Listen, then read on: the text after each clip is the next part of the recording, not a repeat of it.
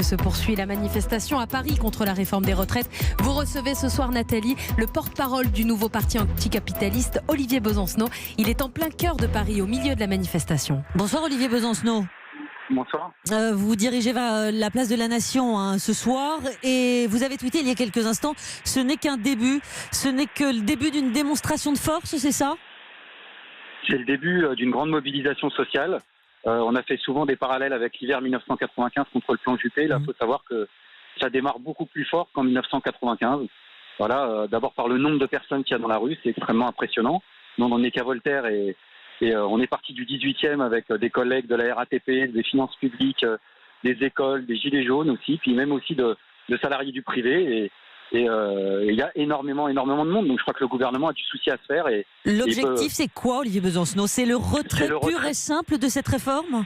C'est le retrait pur et simple de cette réforme, puisque le gouvernement a mis la barre à ce niveau-là, en expliquant que finalement il n'y avait pas de négociation possible, et en expliquant dans la dernière ligne droite que c'était qu'un problème de communication et de compréhension avec M. Blanquer, qui nous a même gratifié d'un doux mot en expliquant que les grévistes étaient des gens qui ne comprenaient pas. On a bien compris. Mais comment s'opposer à un texte, Olivier Besancenot, dont les détails ne sont pas encore connus ? Ce sera en milieu de semaine prochaine. Édouard Philippe s'exprimera.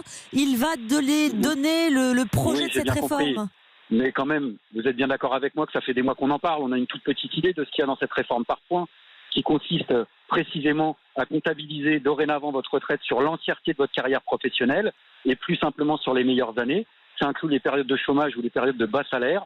Et quand vous faites une réforme à taux constant, c'est-à-dire en plafonnant les ressources à 14% du PIB, tout en expliquant qu'il y aura plus de retraités, il n'y a pas besoin d'être grand clair pour comprendre qu'évidemment les pensions mécaniquement vont baisser. Olivier Besancenot, regardez du côté des enseignants par exemple, le niveau de pension ne baissera pas, les salaires seront revalorisés, c'est un engagement du gouvernement, même chose pour les policiers depuis hier soir.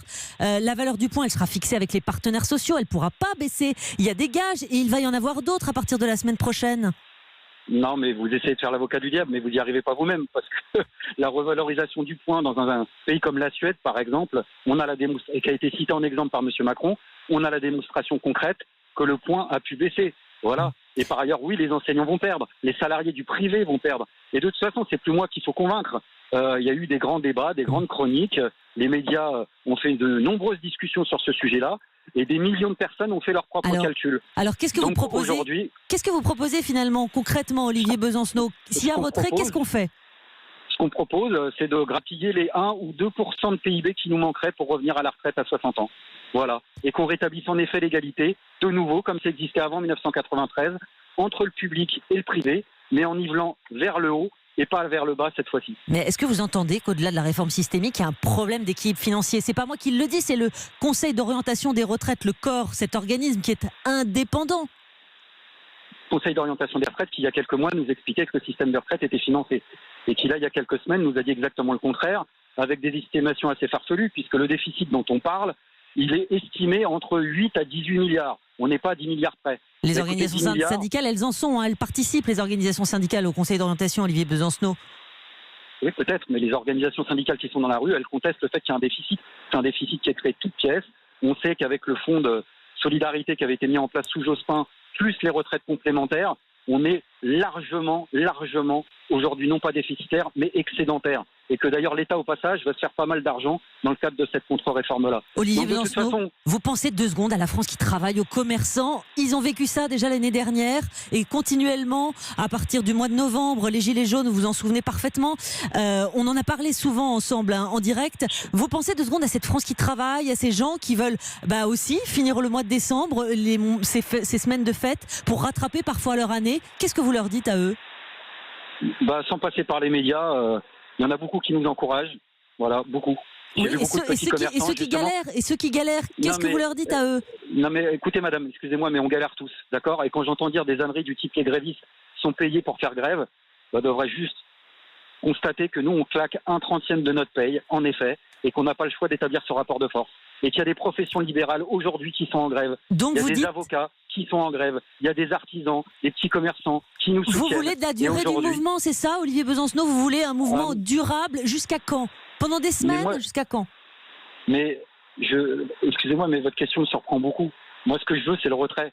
Donc si M. Macron prend la parole ce soir en disant face à la contestation qui se développe, de son point de vue, il dirait par exemple on suspend et on rediscute, la mobilisation elle serait plus la même. Donc vous continuerez jusqu'à ce que... Personne ne fait grève par plaisir, personne ne manifeste par plaisir, simplement la coupe elle était déjà pleine, vous avez parlé du mouvement des Gilets jaunes, et là elle déborde, et la petite goutte d'eau qui fait déborder tout ça, c'est cette contre-réforme sur les retraites qui n'est ni plus ni moins que la casse du système des retraites. Olivier Besancenot, belle unité en tout cas. Jamais les Français n'auraient pu imaginer Marine Le Pen ou les représentants du Rassemblement National et Jean-Luc Mélenchon manifestant comme ça côte à côte quasiment. Alors lui certes il était à Marseille, mais regardez, écoutez les éloges qui vont avec.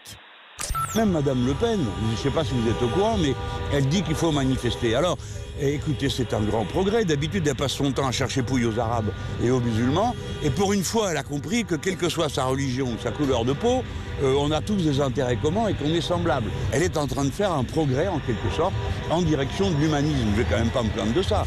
Est-ce que vous dites la même chose ce soir, Olivier Besancenot ? Pour moi, ça sera sans commentaire. Le Rassemblement National n'a rien à voir avec le mouvement ouvrier. Et je prends comme une insulte le fait qu'on puisse dire que j'ai manifesté coude à coude avec Marine Le Pen. On n'a pas manifesté avec Marine Le Pen. Aujourd'hui, on a manifesté avec des dizaines, des centaines de milliers de personnes qui viennent expliquer une chose plus globale, d'ailleurs, qui va au-delà de la question des retraites. C'est que M. Macron, sa politique, il l'amène uniquement pour le marché, qu'il ne connaît pas le mot solidarité et que sa seule optique à lui, en réalité, puisque personne concrètement dans les métiers pénibles qu'on cite, du public ou du privé, pourra travailler dans les faits jusqu'à 67 ou 68 ans.